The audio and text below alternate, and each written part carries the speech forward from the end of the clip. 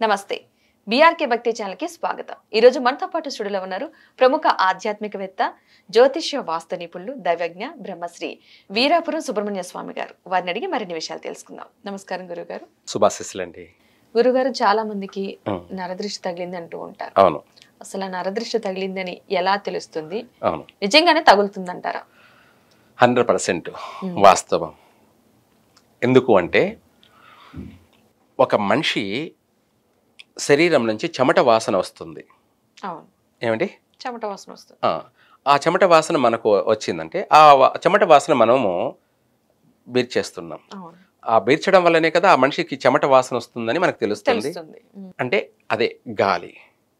గాలిలో సోకే అటువంటిదే ఈ యొక్క దృష్టి దోషం. ఆ గాలిని నువ్వు పసిగట్టగలిగావు. ఎందుకంటే ఆ వాసన అనేది చెమట వాసన వచ్చింది కాబట్టి గాలి ద్వారా అది ఆ చెమట వాసన అని చెప్పేసి నువ్వు అసహించుకున్నావు. అట్లాగే నర దృష్టి అన్నది కూడా, దృష్టి దోషం అనేది కూడా మనకు తగిలింది, తగులుతుంది, తగిలిందా అనేది కూడా తెలిసిపోతుంది. ఎలా అంటే మన శారీరకంగా ఆ దృష్టి దోషం ఎప్పుడైతే తగులుతుందో అప్పుడు కళ్ళు గుంజేయడం, నేత్రాలు కళ్ళు గుంతలకి వెళ్ళిపోవడం, అంటే మనిషికి నిద్రావస్థ రావడం, వీటితో పాటు శరీరం అంతా డల్ అయిపోవడం, వాటితో పాటు శరీర పెయిన్స్ అన్ని పెరిగిపోవడం. బాడీ పెయిన్స్ అంటే కీళ్ళు బాడీ అంతా కూడా మొత్తం పెయిన్ అయిపోవడం. ఇవే కాకుండా ఇంకా చెప్పాలి అంటే అనేకమైనటువంటి శారీరకమైనటువంటి మనిషికి అసంతృప్తి, అంటే మనసుకు సంబంధించి కూడా ఏదన్నా చెయ్యాలంటే చెయ్యి బుద్ధి పుట్టదనమాట. చెయ్యాలని ఒక ఇంట్రెస్ట్ రాదనమాట. ఏం చేస్తావులే అన్న ఇది. ఇట్లా ఒక లక్షణం కాకుండా అనేక అవలక్షణాలు ఏర్పడతాయి. అనేక అవలక్షణాలు ఏర్పడము. మంచి సమయంలో కూడా అలసిపోయి పనుకొని నిద్రపోవడం, అంటే పగలు కూడా పొద్దున, ఉదయము, సాయంత్రం అని కూడా తెలియదు.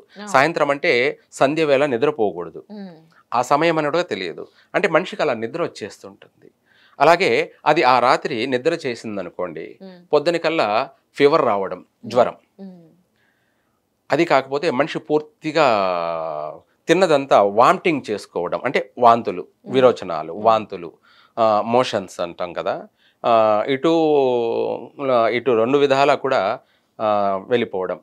దాన్ని విపరీతమైనటువంటి ప్రభావం కలిగి దానివల్ల ఒక పక్షం కానీ ఒక మాసం కానీ మనిషి పూర్తిగా నెగిటివ్లోకి వెళ్ళిపోతాడు.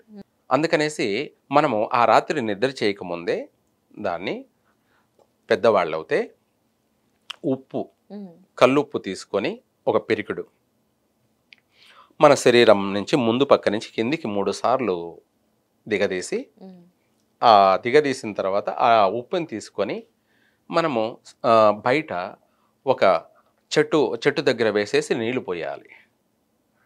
పోసేస్తే ఎటువంటి నరదృష్టి అయినా సరే, గ్రహదృష్టి అయినా సరే, ఏవైనా సరే మన శరీరం నుంచి తీసి పారేయడమే. ఇంకొక విధంగా కూడా చేయొచ్చు.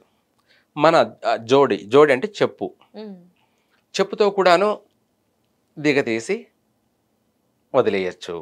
అంటే దాని యొక్క స్థాయిని పట్టి ఉంటాయన్నమాట. ఇప్పుడు స్థాయి అంటే ఏమిటి అనుకుంటారేమో, ఉదయం 6 గంటలకి సూర్యుడే, 7 గంటలకి సూర్యుడే, 8 గంటలకి సూర్యుడే, అలాగే గంటకి సూర్యుడే, మధ్యాహ్నం 12ంటికి కూడా సూర్యుడే.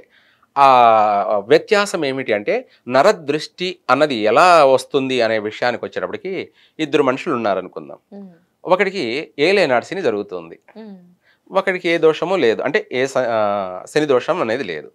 ఈ శని దోషం ఉన్నవాడికే నరదృష్టి అంటారు. అంటే శని వాడిని పట్టి పీడిస్తున్నాడు కాబట్టి, వాడు దృష్టి దోషంలో ఉన్నాడు కాబట్టి వాడు ఏ దాన్ని చూసినా కూడా దృష్టి దోషమే అవుతుంది. అలా వాడి శరీర భాగాలలో ఏలేనాటి శని, అష్టమ శని, అర్ధాష్టమ శని అని చెప్పేసి పాదాల నుంచి ఆయన పాదాలు, మోకాళ్ళు, అంగము, అలాగే నాభి, అలాగే వక్షస్థలాలు, అలాగే కంఠము, అలాగే కళ్ళకి, శిరస్సుకి వచ్చి వదిలేస్తున్న సమయంలో కళ్ళల్లో ఉన్నప్పుడు శని కళ్ళల్లో సంచారం చేస్తున్నాడంటే అప్పుడు వాడి దృష్టి దేనిపైన పడ్డా అదంతా నాశనమే. నీ కళ్ళకు పట్టాడు కదరా అంటారు ఎవరైనా. ఉమ్. ఏమిటి? అవును. నీ కళ్ళకు ఆవరించి ఉన్నాడు, నీ కళ్ళల్లోనే కనిపిస్తున్నాడు, నీ కళ్ళకు పట్టున్నాడు అని చెప్పి కూడా కొంతమంది అంటుంటారు. అది అందరికీ కూడా అర్థమవుతుంది, కనపడుతూ ఉంటుంది, కనుక్కోగలుగుతూ ఉంటారు. ఉమ్. వాళ్ళు అప్పుడే వాళ్ళ కళ్ళల్లో, వాళ్ళ దృష్టిలో, వాళ్ళ శరీరంలో మార్పులు చేర్పులు కనపడుతూ ఉంటాయి. అందుకనేసి అటువంటి వాడి దృష్టి పడింది అనుకోండి, ఏదైనా కూడా నాశనమే. నల్లరాయి అయినా సరే, నరదృష్టి నారాయణుడైనా సరే. అందుకే నారాయణుడికైనా కూడా దిష్టి తీస్తూనే ఉంటారు, ఉమ్.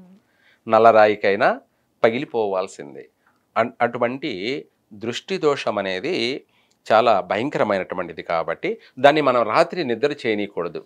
ఉమ్. అందుకనేసే సాయంత్రం సమయంలో ఈ రెండిటితోనే కాకుండా పాత తుప్పు పట్టిన ఇనుముతో కూడా 3 సార్లు కిందికి తీసేసామంటే అది ఎటువంటి దృష్టి దోషమైనా సరే వైదొలిగిపోతుంది. ఆర్థిక పరంగా అన్ని రంగాలలో కూడా వ్యాపార పరంగా కానీ, ఉద్యోగ పరంగా కానీ అన్నిట్లోనూ మనము అభివృద్ధి చెందగలం. చిన్నపిల్లలైతే వాళ్ళు శారీరకంగా బాగా చక్కగా ఎదుగుదల ఉంటుంది. లేదనుకోండి పిల్లలు అయితే మరీ జబ్బున పడతారు. అంటే వాళ్ళకి తిన్నది అరక్కపోవడము, ఉమ్. తరచూ ఒకటేమైనా వామిటింగ్ చేసుకోవడము, లేదంటే విరోచనాలు. మనిషి పిల్లవాడైతే శరీరం ఎదుగుదల అనేది తగ్గిపోతుంది. అందుకనేసి ఈ నరజిష్టిని మనము ఏది ఏమైనా కూడా తక్కువ అంచనా వేయకూడదు. ఉమ్. సాయంత్రం సమయంలో మనకు అనిపించినప్పుడు, అర్థమైనప్పుడు, తెలిసినప్పుడు ఇలా చేసుకుంటే మనం బాగుంటాము, ఇంటెల్లపాది కూడా బాగుంటారు, అన్ని రంగాల్లో రాణించగలరు. దృష్టి దోషం ఏమైనా కానీ భయంకరమైనటువంటిదేనండి. అవును. చాలా మంచి వివరణ ఇచ్చారు గురుగారు. ధన్యవాదాలండి. సర్వేజన సుఖినో భవంతు.